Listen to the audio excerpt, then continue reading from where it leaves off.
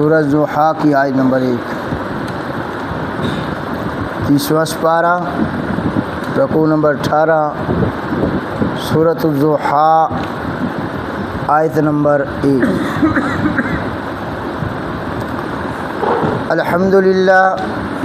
الحمدللہ وکفیٰ والصلاۃ والسلام علی من لا نبی بعدہ، اما بعد فاعوذ باللہ من الشیطان الرجیم، بسم اللہ الرحمن الرحیم، والضحیٰ واللیل اذا سجی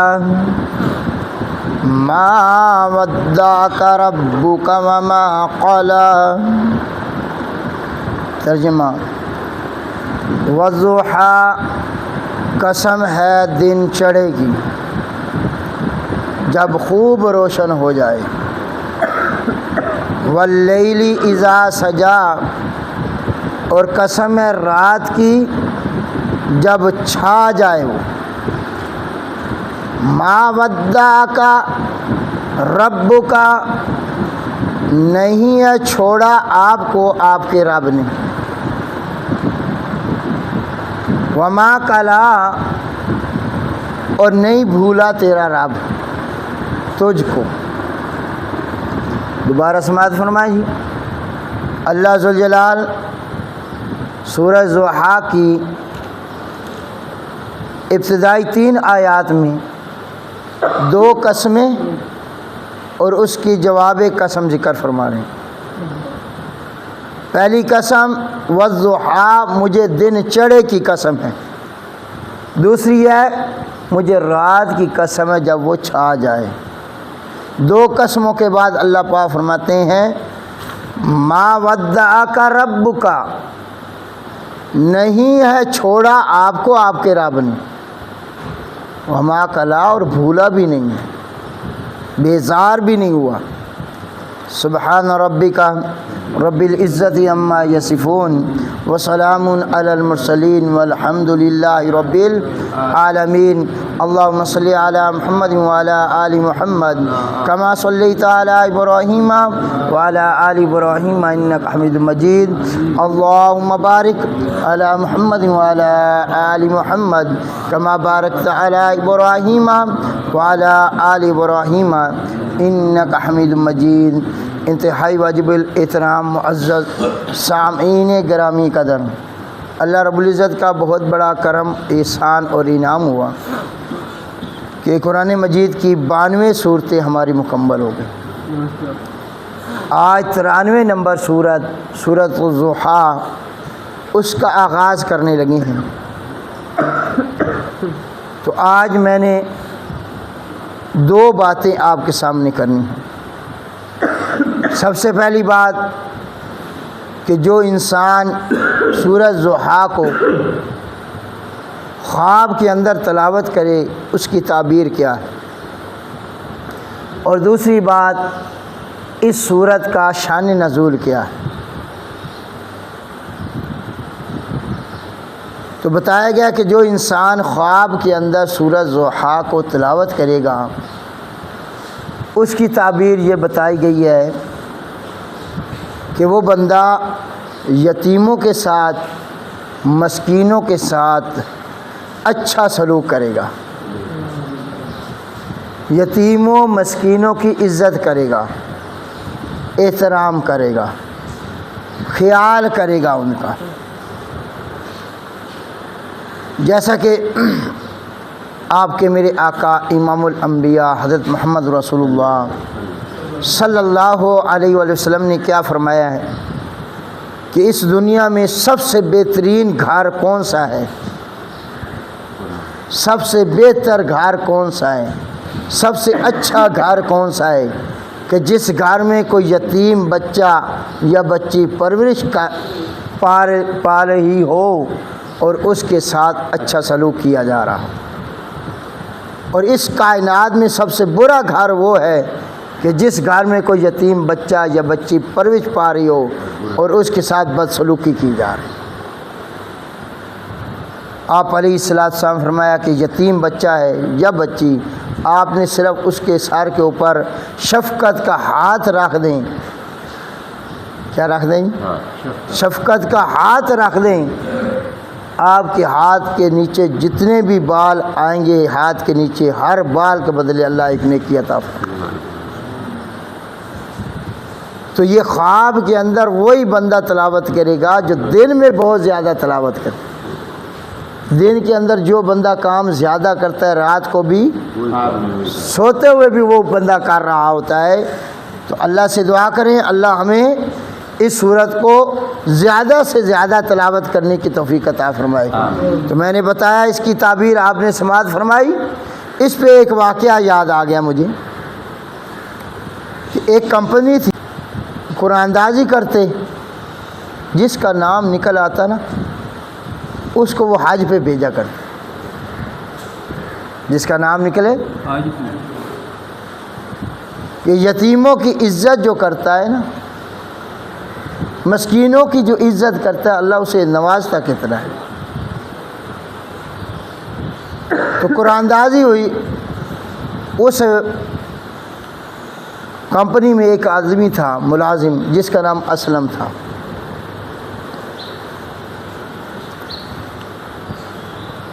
جب قرآن اندازی ہوئی تو نام اس اسلم کا نکلا ہے. لیکن اس نے پیسے تو لے لیے حج کے، حج پہ گیا کوئی نہیں. دوسرے سال قرآن اندازی ہوئی، نام پھر اس کا نکلا ہے. دوسری مرتبہ بھی اس نے پیسے لے لیے، حج پہ نہیں. تیسری مرتبہ جب قرآن اندازی ہوئی پھر نام اسی کا نکلا.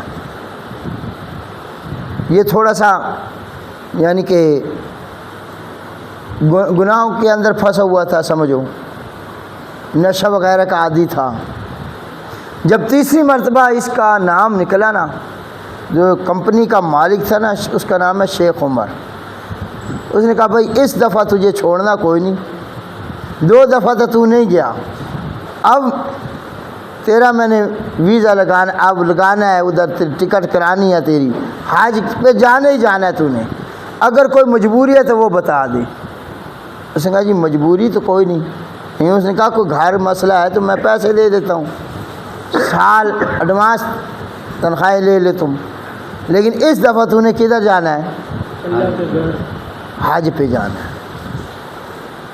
کہتے ہیں کہ وہ اس کو کہا تو حج کی تیاری کر. وہ حج پہ اللہ پاک نے کیا کہ وہ حج پہ چلا گیا. تیسرے سال جب اس نے حج کر لیا، مکمل ہو گیا اس کا حج، واپسی کی تیاری شروع تھی، تو وہیں وہ وفات پا گیا، انتقال ہو گیا اس کا. پھر وہیں اس کا جنازہ ہوا اور جنت البقیع میں وہ دفن ہوا. کمپنی کا جو مالک تھا نا شیخ عمر، وہ حیران ہو گیا. اس نے کہا یار اس بندے کی کوئی نیکی ضرور ہے جو اللہ کو پسند آئی ہے، تبھی تو لگاتار 3 سال نام کس کا نکلا ہے. تحقیق تو کرے معاملہ کیا ہے، ماجرا کیا ہے. تو وہ ان کے گھر آئے، انہوں نے پوچھا بھی اس کی بیوی سے ماجرا کیا ہے، کیا نیک عمل یہ کرتا تھا. تو اس کی بیوی نے کہا جی اور تو نیکی اس کی کوئی نہیں تھی، ہمارے محلے میں ایک بندہ فوت ہوا اور اس کی ایک بیوی 2 بچیاں تھیں، بیوہ ہو گئی بیوی، بچیاں یتیم ہو گئیں. وہ بیوی جو تھی اس کی وہ خوبصورت تھی بیچاری، اس نے کوشش کی کام کرنے کی، لیکن حالات کے پیش نظر جس طرح ماحول چل رہا تھا کہ عزت بچانی محفوظ نہیں تھی، خطرہ تھا عزت پہ، تو اس نے کہا کہ میں یہ کام کرتی نہیں. گھر بیٹھ کے 3 دن، کتنے دن جی؟ 3 دن وہ گھر میں بیٹھی رہی. اس نے کہا اللہ رزق دینا تو تو نہیں دینا، میں نے باہر نہیں نکلنا، یا کوئی سبب بنائے گا تو ہی بنائے گا. تو مجھے پتہ چلا، میں نے اپنے شوہر کو بتایا اسلم کو کہ اس طرح ہمارے محلے میں ماجرا واقعہ پیش آ رہا ہے پر تو اس نے پھر جو اپنی آدھی تنخواہ تھی نا وہ ہمیں دیتا تھا، آدھی ادھر جا کے دے دیتا۔ اور یہ جو حاج کے پیسے نکلے ہیں نا 2 دفعہ اس نے وہ شراب پہ نہیں لگائے، نشے پہ نہیں لگائے، آدھے ہمیں دیتا تھا، آدھے جا کے ادھر دی۔ اور پھر شیخ عمر نے جا کے تحقیق کی، اس بیوہ عورت کے گھر جا کے پوچھا کہ ماجرا واقعی اسی طرح ہے، معاملہ اسی طرح ہے؟ تو اس بیوہ عورت نے بھی کہا کہ آپ کے ذہنوں میں تو وہ جیسا بھی ہے، ہمارے لیے تو اسلم کیا تھا؟ فرشتہ تھا۔ کیا تھا جی؟ تو یاد رکھنا، یتیموں کی جو بندہ کفالت کرتا ہے، مسکینوں کی جو عزت کرتا ہے، اللہ ذوالجلال اسے انعام کتنا دیتا ہے کہ اس کو حج پہ بلاتا ہے، پھر موت بھی اسے آتی ہے اور حاجی اس کا جنازہ پڑھتے ہیں اور وہ دفن بھی کدھر ہوتا ہے؟ جنت۔ تو اس صورت کی تعبیر میں نے آپ کو بتائی کہ جو بندہ خواب میں پڑے گا کس کی عزت کرے گا جی؟ یتیموں کی اور مسکینوں کی۔ یہ پہلی بات جو اس صورت کے متعلق میں نے بیان کی۔ دوسری بات کہ اس کا شان نزول کیا ہے، اس صورت کا شان نزول کیا ہے؟ تو بتایا گیا حضور علیہ السلام کیا ہو گئی، جس کو فترت وحی کہتے ہیں کہ کچھ دیر کے لیے وحی کا سلسلہ رکا ہے۔ پہلی صورت آئی نا اقرأ بسم ربک الذی خلق، سورہ علق کی 5 آیات ابتدائی، اس کے بعد وحی نہیں آئی، تھوڑا سا وقفہ ہوا۔ تو مکہ کے جو لوگ تھے انہوں نے کہا دیکھو محمد کا رب چھوڑ گیا اسے، آپ کے چاچا جو تھا ابو لہب، اس کی بیوی ام جمیل، اس نے باتیں کرنا شروع کر دی۔ دیکھو جی یہ کہتے ہیں کہ میرے پاس وحی آتی ہے، جبرائیل آتا ہے، اللہ کا کلام آتا ہے، اب کدھر گئی وحی بھائی؟ تو مکہ میں جو باتیں ہونے لگی نا، تو کچھ دنوں کے بعد جبرائیل امین علیہ السلام تشریف لائے اور یہی صورت ضحیٰ لے کر آئے۔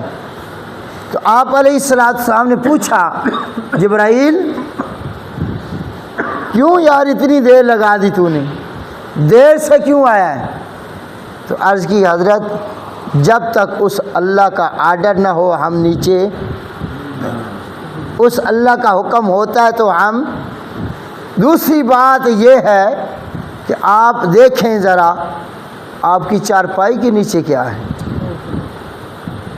تو وہ کہتے ہیں کہ کتے کا چھوٹا سا بچہ نا جیسے ہوتے ہیں، وہ کہیں سے آتا تھا نبی پاک صلی اللہ علیہ وسلم کی چارپائی کے نیچے آ گیا۔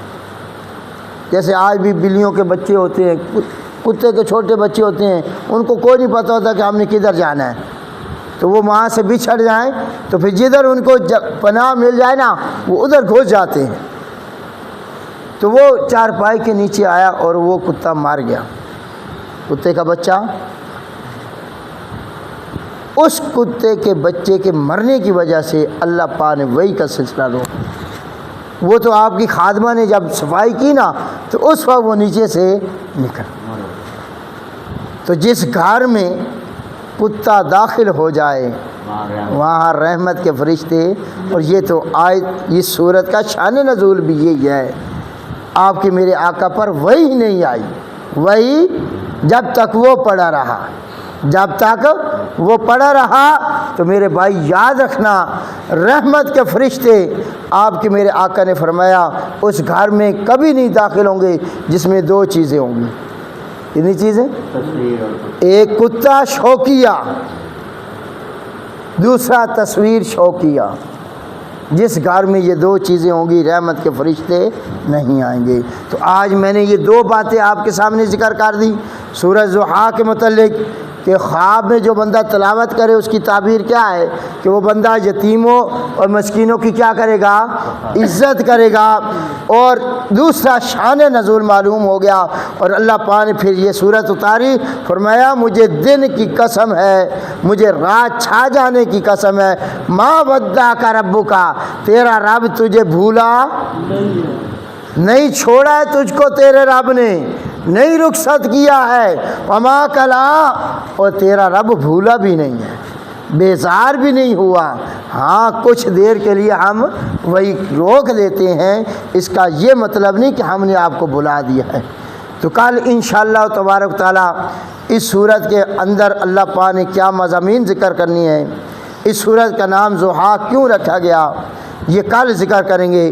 تو اللہ سے دعا ہے اللہ پاک آپ کو مجھے قرآن مجید کے لیے وقت نکالنے کی توفیق عطا فرمائے۔ وما علینا الا البلاغ المبین۔